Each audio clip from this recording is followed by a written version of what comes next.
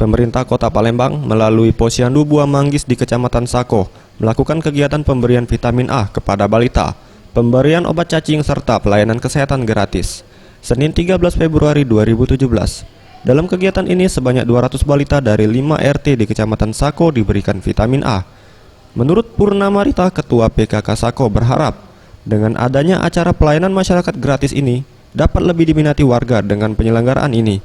Balita yang telah diberikan vitamin A dapat lebih sehat serta lebih kebal terhadap penyakit. Ini kita diadakan vitamin A, hari ini ada vitamin A. Kegiatannya untuk vitamin A. Ya. Ini banyak karena di sini ada 3 RT ya. 5 RT. 5 RT.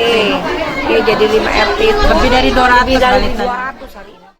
Sementara itu, Elna Liza, petugas gizi Puskesmas Sako, bulan Februari merupakan bulan vitamin A dan pemberian vitamin A ini sangat penting dilakukan sebagai upaya pencegahan kekurangan vitamin A dan kebutaan serta penurunan kejadian kesakitan dan kematian pada balita.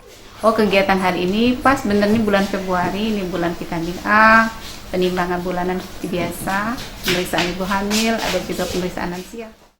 Kalau di sini lebih kurang dari 200 anak untuk ambil vitamin A plus obat cacing.